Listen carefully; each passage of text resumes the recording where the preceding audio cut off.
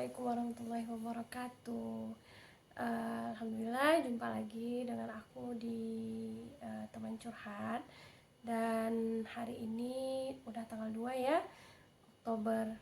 Gak disangka, mungkin gak dirasa sebentar lagi mau habis menjelang akhir tahun. Dan kami di sini masih dalam suasana merayakan kemerdekaan. Bukan kemerdekaan ini ya, bukan kemerdekaan Indonesia. Ya sebagai pendatang, perantau yang baik, kita ikut ya merayakanlah dengan keberhasilan negara ini yang lebih muda dari Indonesia, tetapi lebih bisa maju, berkembang lebih cepat dari kita, sehingga sekarang bisa memilih statusnya menjadi negara berkembang atau negara maju. Dan aku harap untuk negaraku tercinta mungkin suatu hari nanti atau dalam waktu dekat kita diberikan pemimpin yang betul-betul bisa membawa masyarakatnya kepada peradaban yang lebih maju ya, dengan tingkat kemakmuran juga yang lebih maju di tengah gencaran kondisi global yang semakin tidak menentu dalam beberapa tahun terakhir. So, berhubungan dengan yang namanya Cina, mungkin tidak terlepas ya dari pikiran kita dengan yang namanya uang dan uang. Karena mereka mencetak uang, mencetak kesempatan, dan sangat strict dengan negara mereka sendiri. Bahkan stigma-stigma negatif yang beberapa tahun dalam kurun berwindu-windu itu bisa memudar seiring waktu, sehingga menjadi seperti sekarang begitu ya. Itu adalah efek dari yang namanya uang dan uang. Ya begitulah keadaan kita sekarang ini. Uang bisa menjadi alat, tidak hanya menjadi alat tukar, tapi uang bisa mengubah banyak keadaan. Tapi pada kali ini aku tidak ingin berbicara tentang Cina ya, dan perkembangannya, tetapi aku akan berbicara tentang, aku curhat tentang yang namanya dari sesuatu yang berkaitan uang. Ayo di sini siapa yang gak suka uang? Mungkin ini bukan matre ya, semua orang itu membutuhkan uang dan kita pasti suka uang. Tetapi ada perbedaan antara matre dengan suka uang. Apa perbedaannya? Kalau menurutku ya, kalau menyukai uang itu adalah kita menyukai apapun yang terkait dengan uang dan kita memboroskannya gitu. Itu sesuatu yang ya seperti layaknya suka lah. Dan ada yang membutuhkan uang karena memang butuh uang ya, kita akan terus selalu membutuhkan kehadiran uang untuk segala aspek dalam kehidupan kita. Tapi ada satu lagi yang mungkin agak berbeda definisinya. Satu lagi ada yang namanya dengan cinta uang. Menurutku di sini ada yang berhubungan dengan cinta uang adalah yang pertama mungkin cinta harta ya. Tapi ada yang satu lagi adalah mengembalikan dari perasaan cinta uang tersebut. Cinta uang itu adalah ketika kamu memiliki uang dan kamu tahu harus membawanya kemana, menempatkannya di mana agar uangmu tidak menjadi sia-sia. Nah, sadar nggak sih kita bahwa sebenarnya siapa sih yang pertama sekali menciptakan uang gitu ya? Nah, kalau begini terkait urusan begini kenapa ditanyakan, karena banyak orang mengatakan siapa sih yang menciptakan sistem uang, semua kita harus bayar uang, emang kalau tidak ada uang apa gitu. Dan ini sangat menarik ya. Pertama, aku kayaknya nggak perlu jelasin lagi karena kalian bisa baca buku yang mungkin beberapa yang dikarang oleh seorang profesor dari Yerusalem, dan itu adalah bagian dari series mungkin ya, ya tentang uang, dan itu lebih menyangkut dengan sejarahnya, siapa yang menciptakan uang, bagaimana evolusi uang bekerja, dan sampai saat ini kenapa kita berketergantungan dengan uang. Dalam arti dari semuanya, aku bisa menangkap bahwa sebenarnya uang itu adalah persepsi dan kesepakatan bersama oleh orang di dunia yang sepakat untuk menjadi alat tukar. Sebenarnya kalau kamu tidak sepakat dengan hal itu, ya sebenarnya tidak ada masalah juga sih gitu. Ketika bayangkan saja ketika cinta disepakati dibayar dengan uang, aduh, ada gimana hitung-hitungnya gitu ya. Cuman ya seiring berjalan waktu, ya seperti apapun itu, seperti mahar dan segala macam, kita pasti membutuhkan uang sebagai alat tukar.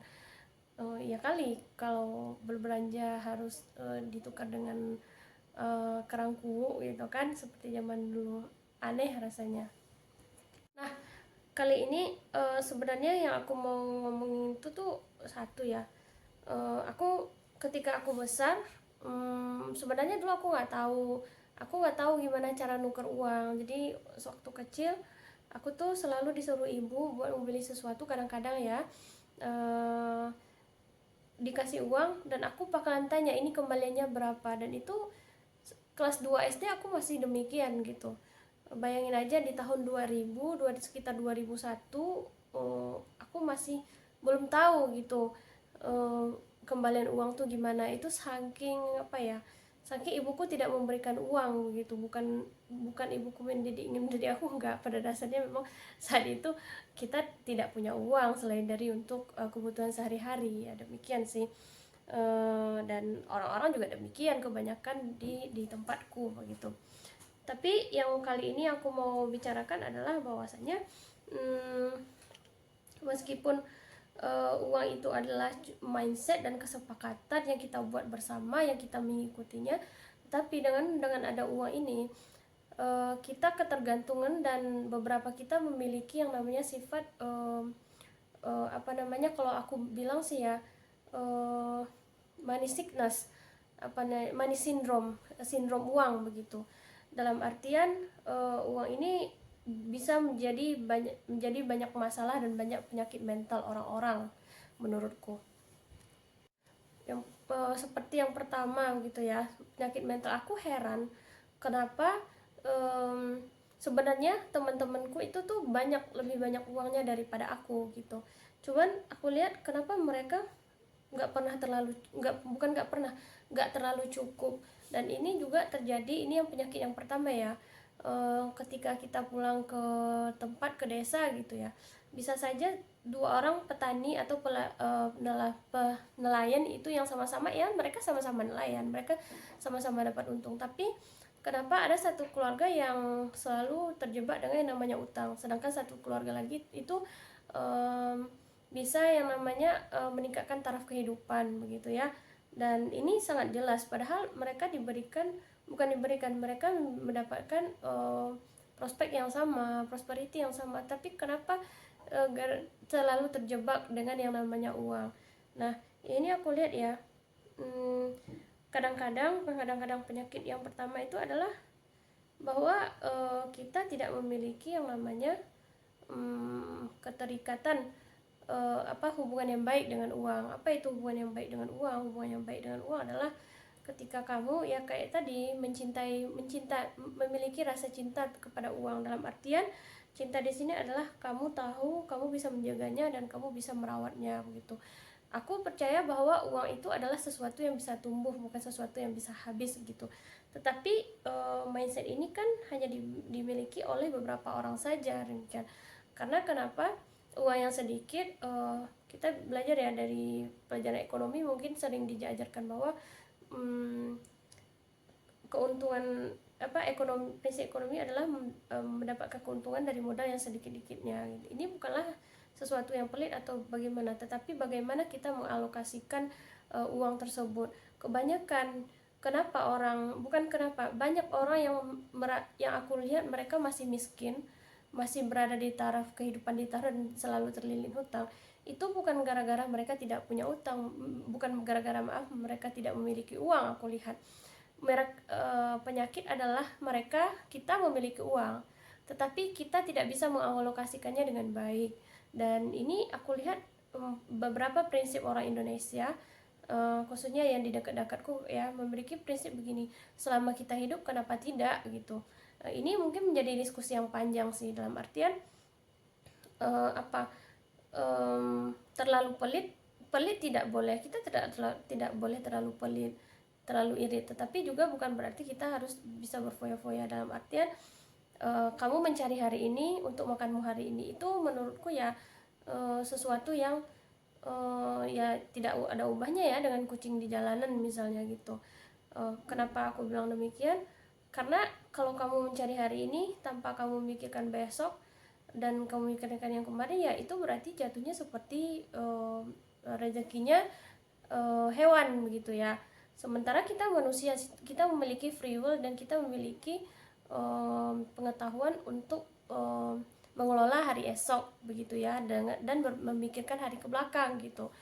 Dan terus sehingga kita memiliki kapasitas untuk paham bahwa besok misalkan ada wanti-wanti, misalkan kita tidak memiliki uang atau apalah, dan kita memiliki kebutuhan yang lain, sehingga kita sudah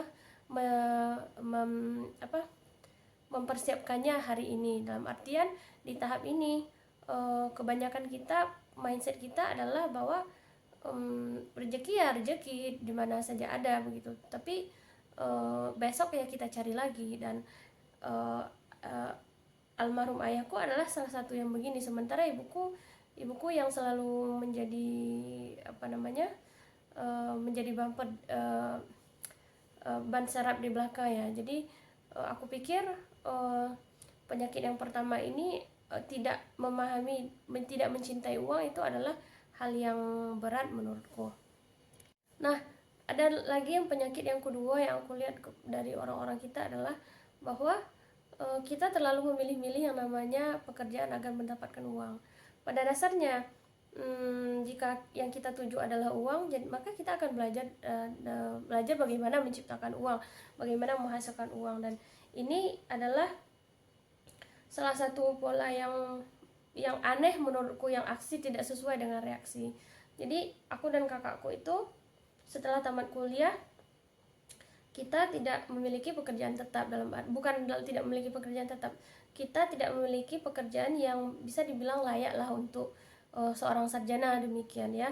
Karena aku pikir dengan kakakku adalah dia seorang guru, dan jika dia honorer itu tidak mencukupi, atau dia kontrak itu tidak mencukupi kehidupan sehari-hari. Sementara aku yang waktu itu adalah sarjana tafsir juga tidak mungkin hidup dari belas kasihan orang, demikian. Sementara aku belajar bukan keilmuanku bukan untuk menjadi istilahnya budak korporat, atau menurutku bukan untuk sesuatu yang bisa dijual untuk mendapatkan pekerjaan yang layak.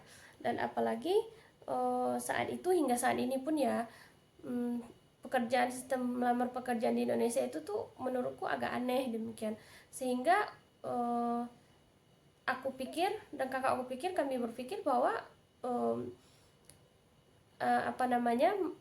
mengandalkan ijazah saja itu tidak cukup untuk mendapatkan uang. Jadi kakakku itu berinisiatif pulang ke rumah untuk membuka sebuah bisnis, membuka lagi bisnis yang baru begitu ya. Dan ini ibuku kemasukan hasutan dari orang sih, karena saat itu memang sangat jarang yang membuka bisnis tersebut di tempat kami. Sampai aku dikatain oleh ibuku dan kakakku, dan aku dikatain oleh ibuku begini, kamu tuh jauh-jauh, 2 orang anakku sarjana, tetapi kok ujung-ujungnya gini, kerjanya begini, kita buka usaha laundry di rumah saat itu. Dan mungkin karena aku dan kakakku, kami tidak memikirkan hal yang lain ya, maksudnya at that time apapun itu yang aku pikirkan adalah bahwa aku percaya bahwa ijazah pendidikan itu tidak untuk mendapatkan kekayaan begitu ya, tetapi itu menurutku penting. Kenapa? Karena aku bertahun-tahun hidup di dalam dunia pendidikan, dan juga menurut kakakku juga demikian, dan itu sudah menjadi kehobian. Sementara uang itu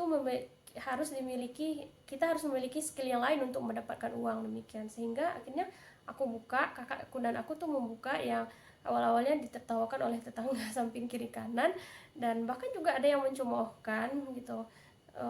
Mereka bilang, apa sih, ya kalau buka laundry ya di sini air kan masih bagus dan orang rata-rata bisa nyuci sendiri, ada mesin cuci di rumah.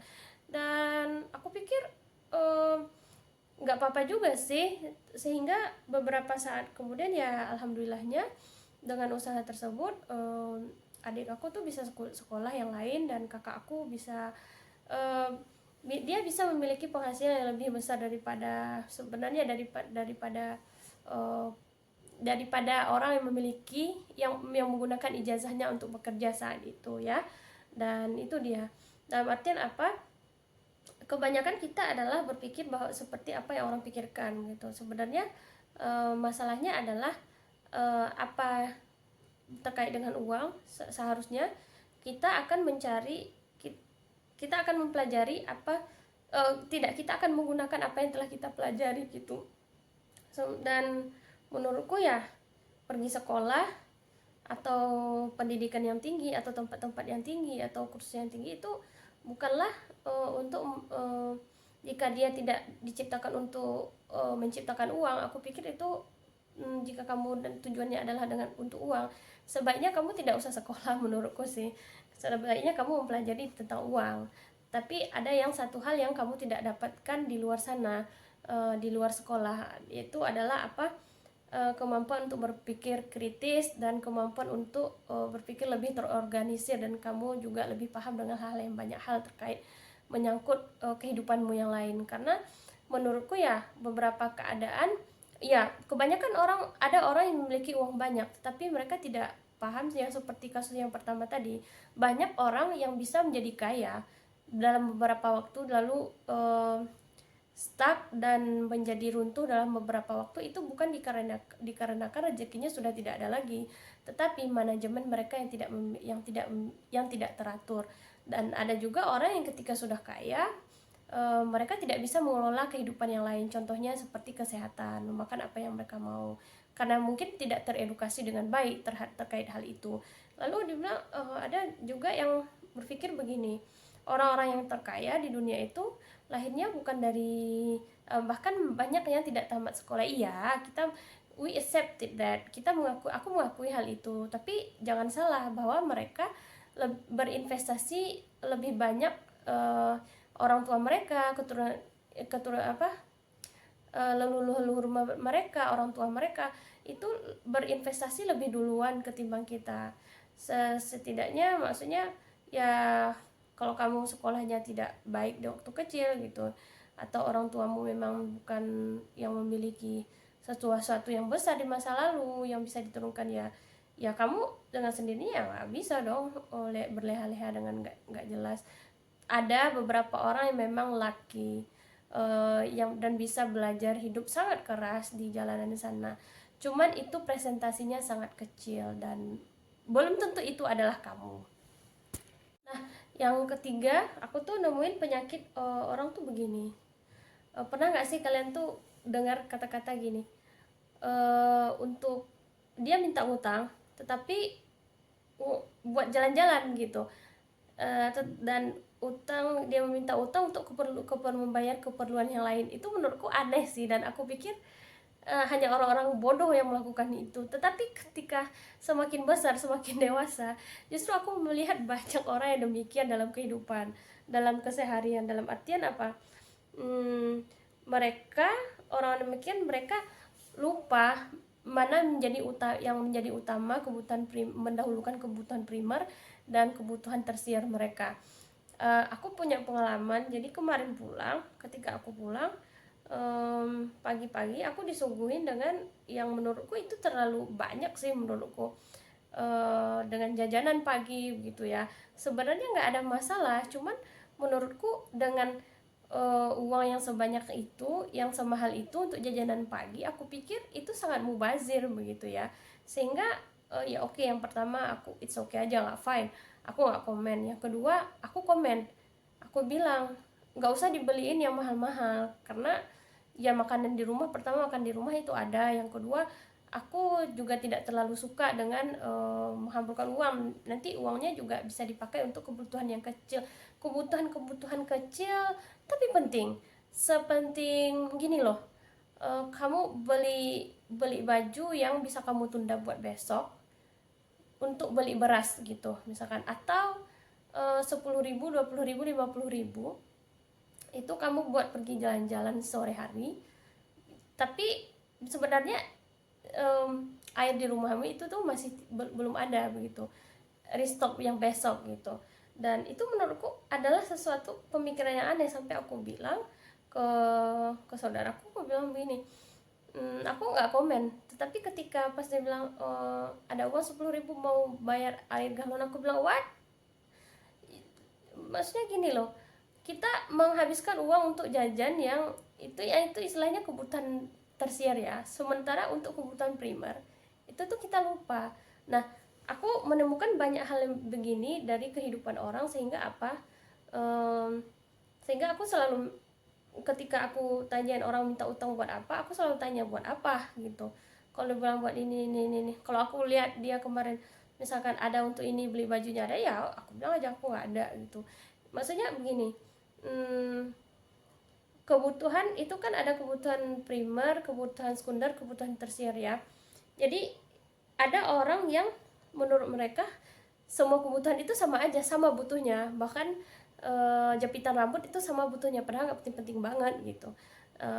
Mobil ya juga butuh gitu, tapi rumah nggak terlalu butuh gitu kan, aneh menurutku ya. Maksudnya lihat tempat juga sih, tapi kenyataannya ada. Sehingga apa, ini berakibat dari pengelolaan uang yang tidak jelas gitu. Jadi kita membayar style, kita membayar keinginan saat ini, tetapi kebutuhan primer kita belum terpenuhi gitu. Itu adalah contoh ketiga, yang ketiga dari penyakit uang yang aku bisa lihat ya. Maksudnya mereka berutang untuk keperluan jalan-jalan. Menurutku itu tidak make sense. Sementara beras mereka atau keperluan mereka, listrik mereka, untuk listrik kita untuk beberapa waktu ke depan itu belum safe. Dan alangkah baiknya adalah ketika kita sudah menyiapkan untuk barang-barang keperluan, standarnya itu kebutuhan primer lah dulu. Kebutuhan primer sudah terpenuhi, lalu kita melihat kebutuhan sekunder kita apakah sudah terpenuhi atau belum. Kalau belum, penuhi itu dulu gitu.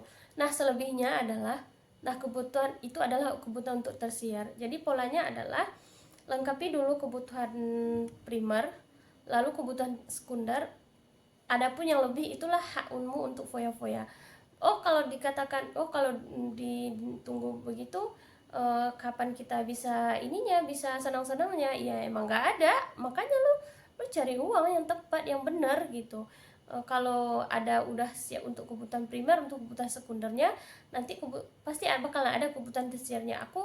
Kebutuhan tersier itu adalah kebutuhan yang tidak diperlukan tiap hari gitu. Seperti liburan, kamu tidak perlu setiap hari liburan kan, atau tidak perlu memang harus keluar negeri liburannya atau ke tempat-tempat bagus. Dan mungkin saja itu setahun sekali. Aku pikir semua orang tuh bisa menyesuaikan standarnya sendiri, kecuali kalau kamu memang ya nggak berkali lah, jadi kamu bisa memasukkannya ke list-list yang penting. Nah itu ya. Terus ada yang bertanya lagi, ya gimana dong, aku kan jadi tulang punggung keluarga gitu atau segala macam.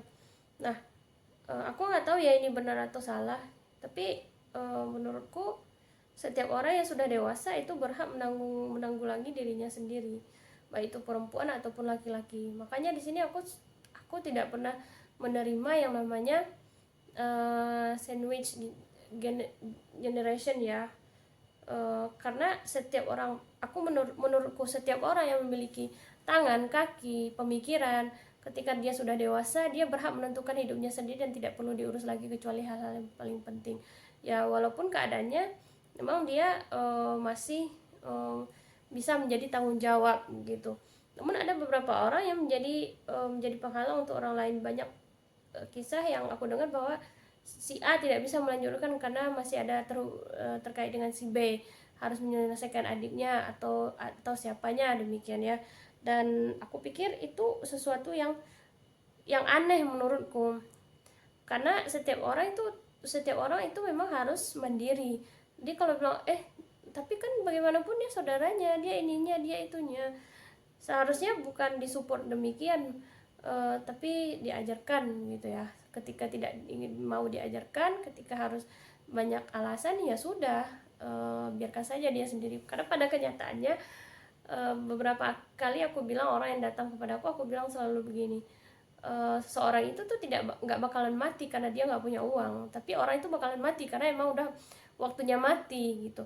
Jadi seberapapun susahnya, ya biarkan saja dulu dia sendiri. Ini memang agak sulit diterima dengan masyarakat kita sih, cuman aku sudah membuktikannya bahwa yang betul kenyataannya adalah orang tidak akan mati gara-gara dia tidak punya uang, tapi orang akan mati gara-gara ajalnya memang sudah sampai. Jadi ketika seseorang bergantung kepadamu melewati batas umur yang bisa dia bergerak sebagai manusia, dalam artian baik itu perempuan atau laki-laki, ini tidak mesti dia harus laki-laki, kamu sudah besar kamu wajib mencari pekerjaan, tidak demikian. Perempuan pun sebenarnya sama, kamu tidak harus menunggu dia besar, menunggu dia dapat pekerjaan, atau menunggu dia menjadi orang lain tanggung jawab orang lain gitu.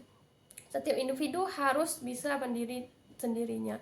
Jadi yang diajarkan adalah bagaimana cara bertahan, bagaimana cara menciptakan uang, mendapatkan uang, create money, bukan mensubsidi mereka.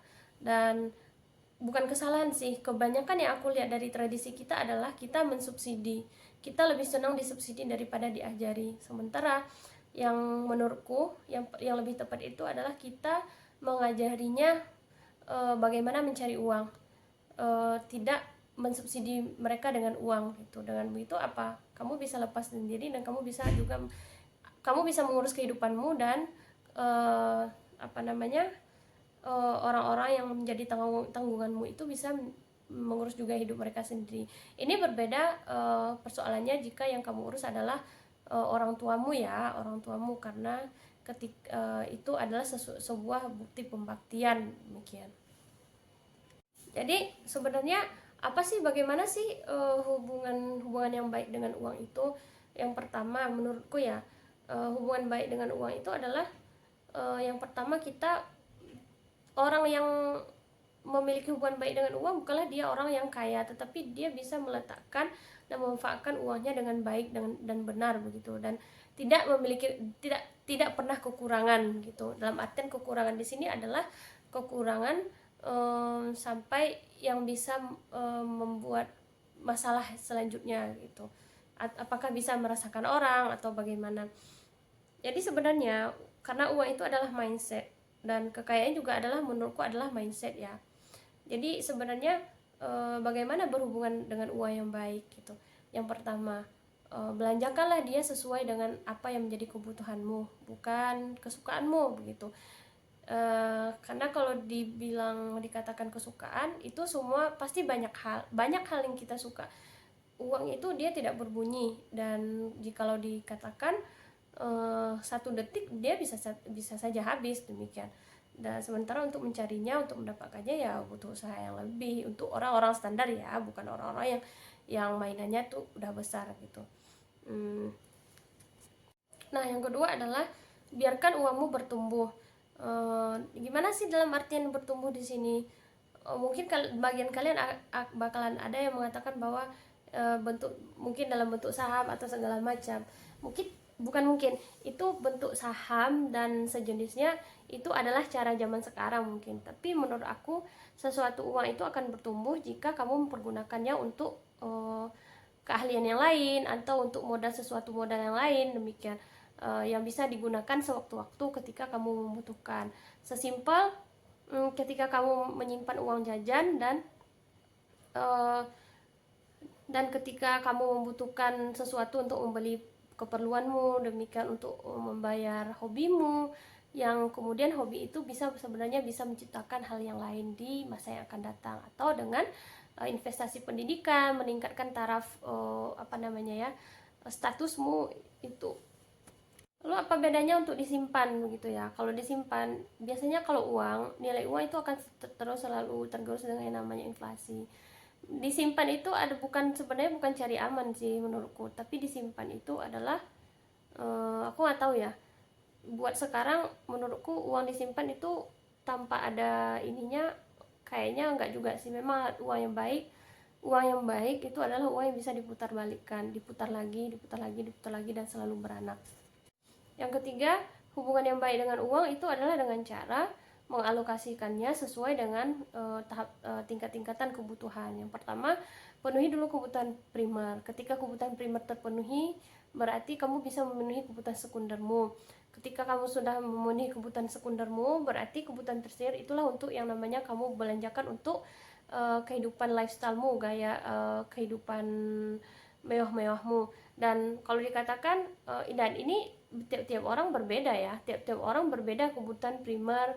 Mungkin kebutuhan primer itu ke tiap orang sama, tapi kebutuhan sekunder orang itu, kita itu akan berbeda-beda antara aku dan kamu dan orang yang lain. Sementara kebutuhan tersier itu makin jauh berbeda lagi. Ini sesuaikan dengan keadaan kebutuhan kamu sendiri.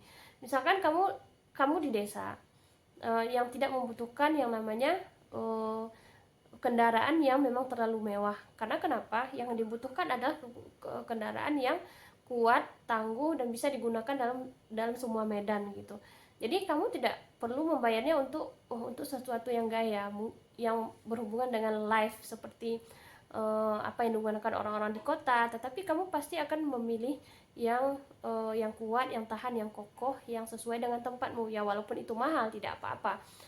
Tapi itu akan salah ketika kamu mencontek apa yang menjadi kebutuhan orang lain, kamu samakan dengan dirimu gitu. Penuhi dulu kebutuhan primer, sekunder, dan tersier. Setelah kebutuhan primer, sekunder kamu terpenuhi, selebihnya itulah yang bisa kamu ambilkan untuk kebutuhan gaya-gaya hobimu sesuai dengan tempat dan keadaanmu. Jangan dibalik, jangan kebutuhan tersier dulu baru kebutuhan primernya. Nah, ini biasanya kalau diikuti pola yang terbalik, itu bisa mendapatkan menjadi krisis yang banyak. Kamu akan selalu krisis.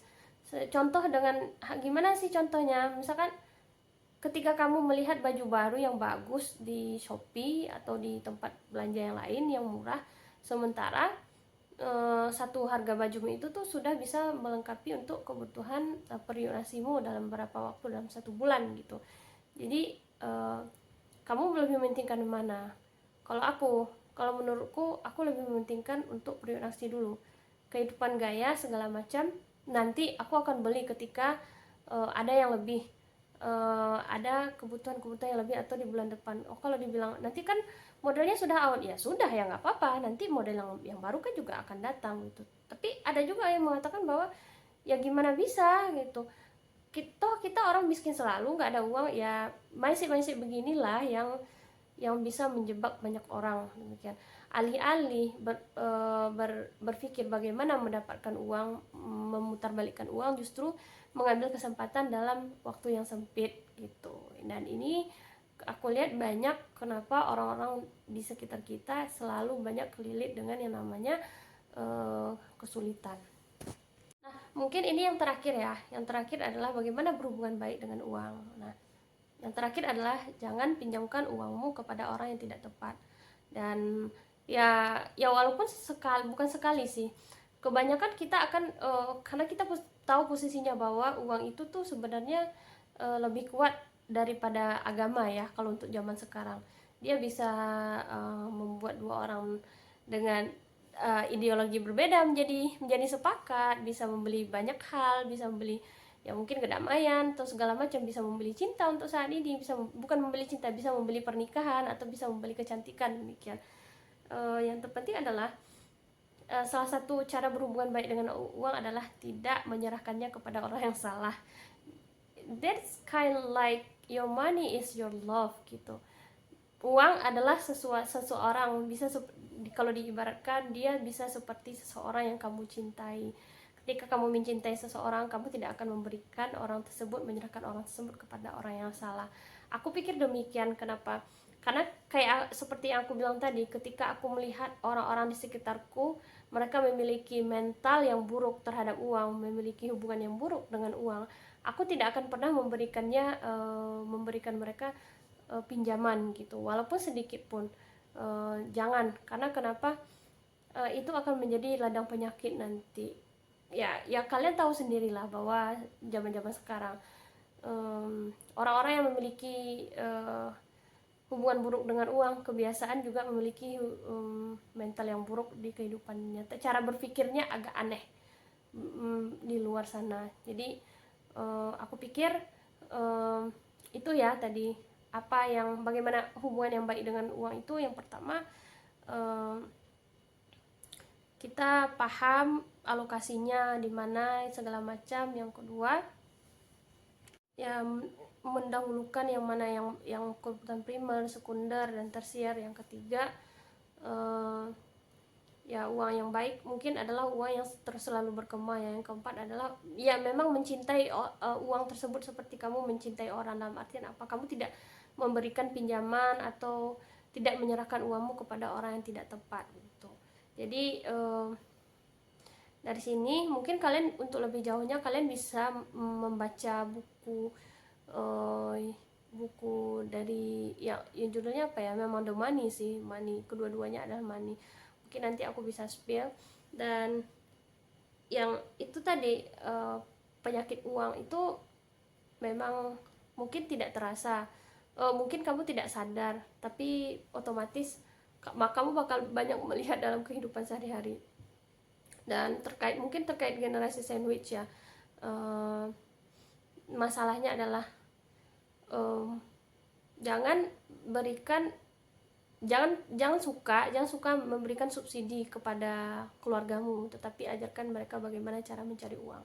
Ketika kamu ajarkan mereka tidak mau, ya berarti sudah lepas tangan. Karena kenapa orang tidak akan mati gara-gara dia tidak memiliki uang, tapi orang akan mati ketika masanya memang sudah habis. Nah gitu dia. Jadi sebesar apapun, sekuat apapun, kalau kamu adalah seorang pejuang nafkah gitu ya, ajarkan orang-orang terdekatmu, keluargamu, adik-adikmu, siapapun itu untuk mandiri dengan uang. Agar kenapa? Agar tidak perlu disubsidi. Salah satu masalah terbesar di negara kita, bukan di negara kita, di banyak negara, itu adalah karena terlalu banyak subsidi. Subsidi itu bukan mengurangi beban, tapi menambah beban. Yang lebih baik menurutku adalah menciptakan orang-orang yang lebih mandiri. Dan karena kenapa? Ketika kamu mengajarkan bagaimana orang lain mandiri, kamu mengurangi bebanmu sendiri, dan itu juga akan berkembang pada menjadi mental yang baik pada akhirnya gitu. Jadi aku pikir demikian ya. Berbaiklah, milikilah hubungan yang baik dengan uang. Karena walaupun uang tidak akan selamanya dengan kita, tapi nyatanya sampai sekarang kita masih membutuhkan uang, walaupun bentuknya itu berubah dari zaman kapan-kapan pun, sekarang sampai pada zaman digital, dan sudah akan mungkin sebentar lagi akan normal kita membayar dengan yang namanya chip yang ditanamkan di bawah kulit. Itu hal yang normal. Yang masalahnya adalah ketika kamu tidak memiliki hubungan baik dengan uang, itu menjadi hal yang besar, masalah yang besar ke depannya. Jadi alokasikan uangmu dengan baik, seberapapun itu. Penuhi dulu tingkat kebutuhanmu dari yang paling dasar, menengah, lalu baru yang paling tinggi, primer, sekunder, dan tersier. Dan yang selanjutnya, jangan biarkan uangmu mengalir, dimiliki kamu berikan kepada orang yang tidak tepat. Yang selanjutnya adalah uang yang paling baik menurutku ya. Uang yang paling baik adalah uang yang berkembang, bukan uang yang ditabung. Bagaimanapun pun bentuknya berkembang, apakah bisa menjelma dalam menjadi ilmu pengetahuan yang lain, atau bentuk skill, atau bentuk modal yang lain, atau dalam bentuk saham yang bisa kamu ambil di jangka waktu tertentu. Dan selanjutnya adalah didiklah orang-orang di sekitarmu itu untuk mandiri terhadap uang, bukan dengan cara mensubsidinya. Dan ini adalah masalah yang sering kita alami, tidak hanya di satu tempat ya, sandwich generation. Masalahnya tuh ya ini, kamu tetap harus mensubsidi orang-orang yang keluargamu yang sudah balik, yang sudah seharusnya bisa mencari uang. Karena kenapa?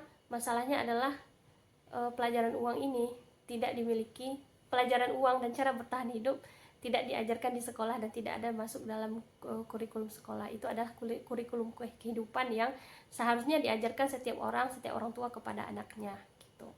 Dan oleh karena itu aku pikir sampai di sini ya. Semoga video ini bermanfaat dan jangan lupa like, comment, and share. Dan subscribe juga untuk mendukung ide-ide dan percakapan ini. Kalau kamu punya topik yang ingin dibahas, jangan lupa komen di kolom komentar ya. Dan assalamualaikum warahmatullahi wabarakatuh. Bye bye.